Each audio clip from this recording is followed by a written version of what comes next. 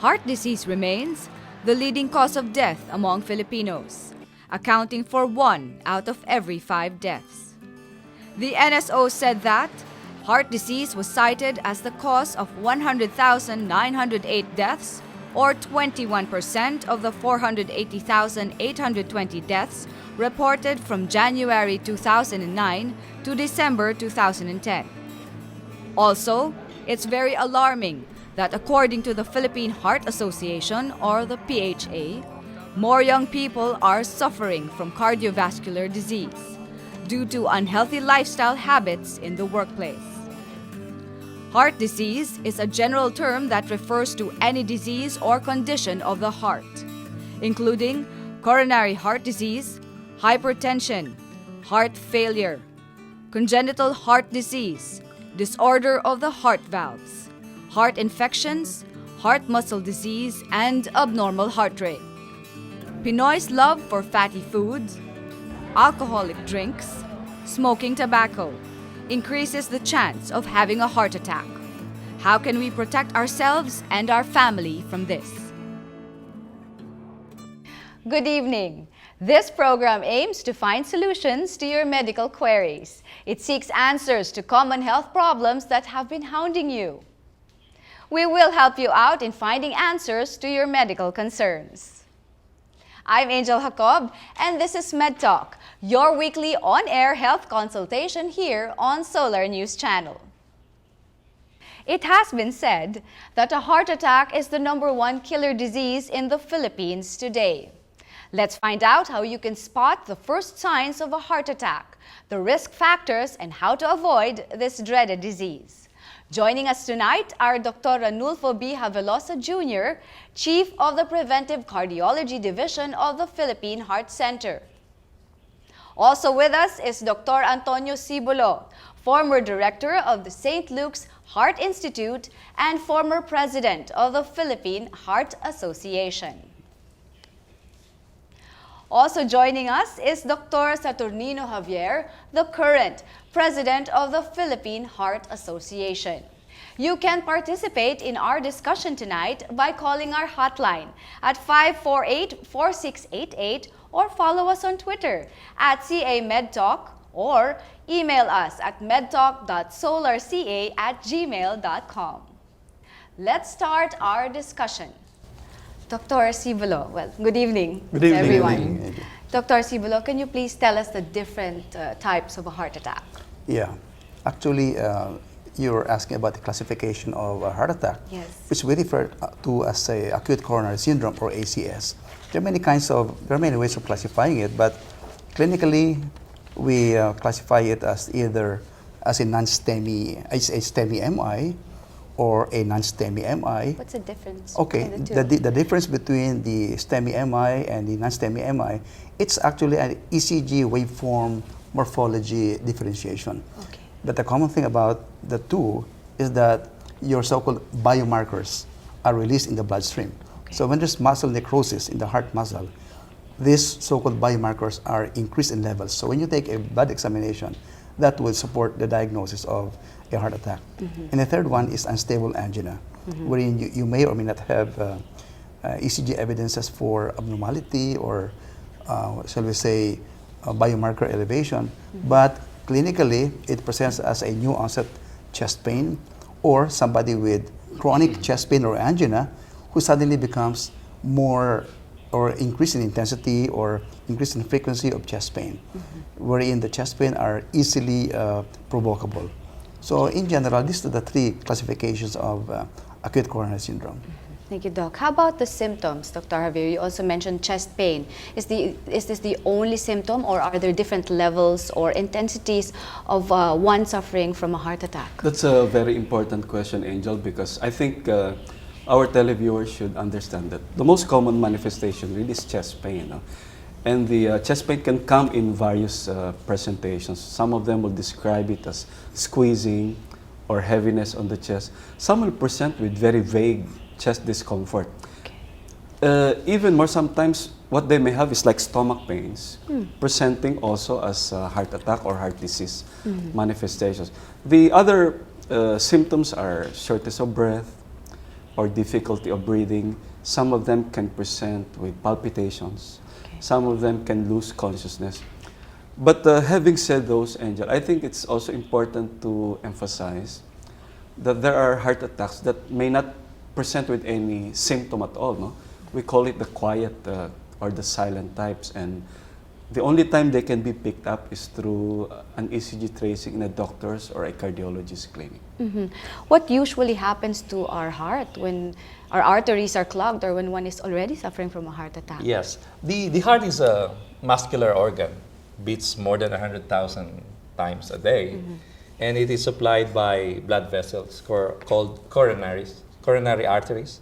And if one or more of these coronary arteries gets blocked, then the muscle cannot do its function, and the heart will develop ischemia and then necrosis. It will die, and you have a heart attack. And the symptoms were explained by our two doctors. It doesn't happen overnight. It happens slowly, but the actual heart attack would be a total occlusion of one of these arteries. The arteries. If you have deposition of fats and other debris there, and suddenly there's a increase in the blockage and gets total occlusion, then you have a heart attack. Because of this discussion, because of talking about it more, we'd also like to inform everyone and ask the doctors as well, what are the risk factors involved when one does suffer from a heart attack? Yes. When you talk about risk factors, they have been studied many times, which predisposes one to develop cardiovascular disease or coronary heart disease. And we can classify them into major and minor risk factors. Okay. And the major risk factors are smoking, high cholesterol, hypertension, and diabetes. Okay. So if you have 4 risk factors present, that practically multiplies your risk factor much more. If you only have 1, then you're better off. And well, this discussion is just heating up. When we come back, we will be joined by someone who actually experienced a heart attack. You can participate in the discussion by calling our hotline at 548-4688, or you can follow us on Twitter at CA MedTalk, or email us at medtalk.solarca@gmail.com. MedTalk will be right back. Every year, your heart beats approximately 35 million times.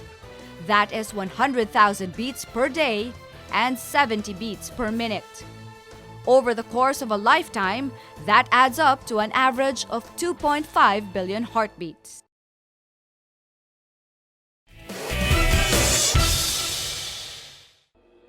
Sudden stabbing pain in the chest, cold sweat, and difficulty in breathing. Len Nazario, 43, had a completely unexpected heart attack 2 months ago. Len won't forget that day when she joined the club of millions of men and women suffering from heart disease. Statistics show that each year, more than 1 million men and women had a heart attack, and nearly half died because they didn't get to the hospital on time. According to Len, upon her arrival at the hospital, several tests and procedures were done. The tests revealed that a blood clot in her coronary artery was stopping the flow of blood to the part of her heart muscle. To open narrow or blocked artery and to also restore blood flow to the heart muscle, Len was required to undergo coronary angioplasty procedure. After the procedure, Len was wheeled to the critical care unit to be monitored. Len almost died and had no inkling as to what quality of life awaited her. There was damage to her heart. How much? She had no problem accepting that there was a lot to shed of her earlier life if she had to make a go of a new one. In the months that followed, Len changed her ways. She found means to eat no less splendidly but more wisely. She said bye-bye to beef, pork, and butter, and was creative in finding ways to replace many favorite recipes with poultry, fish, and olive oil. Len's path is certain to be different, necessarily more watchful, rising each morning to the hum of the blood pressure monitor. The ritual stepping onto the scales, remembering to take her morning medication, and the awareness that each day is a responsibility and possibly, hopefully, a reward. We're back on MedTalk. Still joining us are our veteran cardiologists who can answer all your questions on heart ailment. We also have with us Ms. Len Nazario, who actually went through a critical stage in her life when she suffered a heart attack. Hi Len, thank you for joining us. How are you feeling? I'm okay right now. It's been 2 months since the angioplasty that happened to me. Can you give us a brief background of what your lifestyle was? Your eating habits, exercise? I eat a lot, but I don't exercise. I used to do household chores, but then when I had this house help, I did not do any household chores anymore. So the exercise factor is not there anymore. Can you say about that? One thing I doctors? noticed already, Angel, is that comparing Len of today to the VTR, Yes. she has already lost significant weight. Yes. So she's doing things successfully, I believe. I believe so. I hope so. Before I had this angioplasty, my weight was around 171 pounds. After the angioplasty, it's down to 150 pounds. I lost around 20. It seems that Len actually did not suffer a heart attack, but there was an impending heart attack because, as you mentioned, the ECG showed an S segment depression, and she was practically asymptomatic. She wasn't feeling anything. Yes. So, at least they have saved the muscle, and it's very important that in coronary heart disease, that you save the muscle from suffering a heart attack, because once it goes into a heart attack, it becomes fibrosed, peklat. So, Len, there's still life after a heart attack. Yes. You mentioned a while back Yes. that you've stopped doing more active, becoming Actually, more active, and When I had a house help, I stopped doing the household chores. But right now, during my confinement at Cardinal Santos, I undergo the cardiac rehab. good.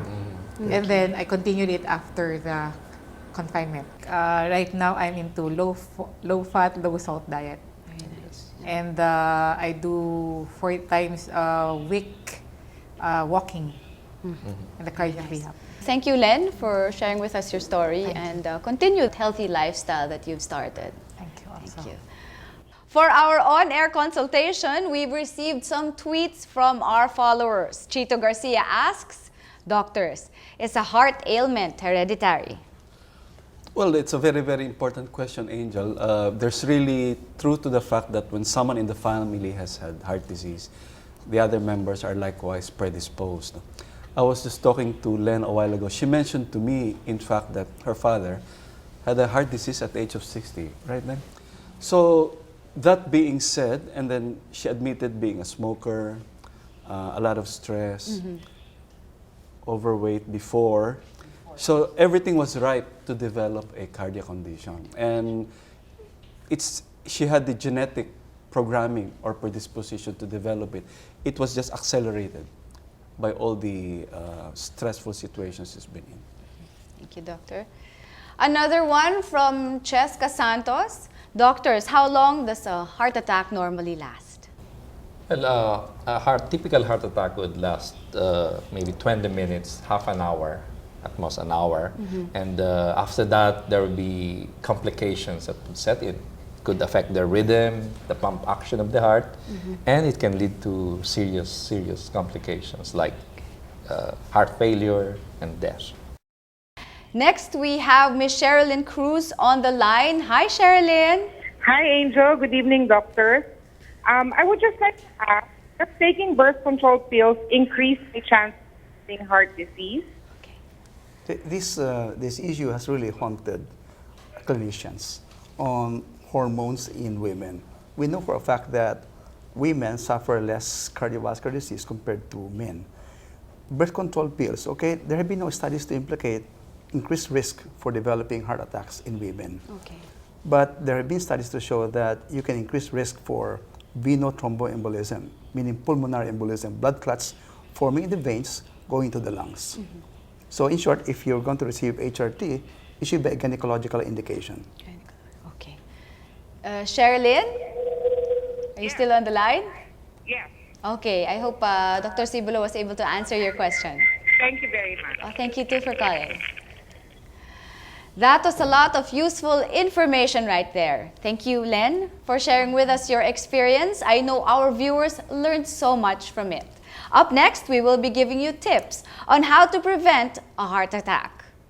MedTalk will be right back only here on the Solar News Channel.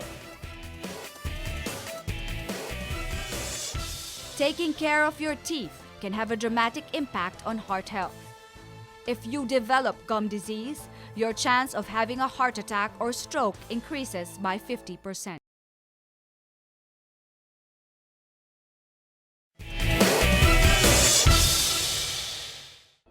Early detection of heart disease can save lives. To diagnose the condition, patients may be asked to undergo medical tests and procedure. ECG or electrocardiogram is the most common medical procedure to look for any signs of coronary artery disease. This test records the electrical activity of your heart through electrodes attached to your skin. Impulses are recorded as waves and are displayed on a monitor or printed paper. This test helps your doctor diagnose heart rhythm problems and damage to your heart from a heart attack that may be underlying heart failure. 2D echo or echocardiogram is a test that helps determine heart disease by using sound waves to produce a video image of your heart. This image can help doctors determine how well your heart is pumping by measuring the percentage of blood pumped out of your heart's main pumping chamber. The echocardiogram can also look for valve problems or evidence of previous heart attacks as well as some unusual causes of heart failure. Also used to diagnose heart problems is the stress test. The procedure makes you walk on a treadmill or pedal a stationary bike while attached to an ECG machine. This is to measure how your heart and blood vessels respond to exertion or stress. Stress tests help doctors see if you have coronary artery disease. Stress tests also determine how well your body is responding to your heart's decreased pumping effectiveness. You're still on MedTalk. Sabi nga sa VTR, early detection of a heart disease can save lives. Now we'll answer some tweets from our followers. Our first tweet comes from Linda Javier. She asks, doctors, does eating more carbs increase the chance of one having a heart attack?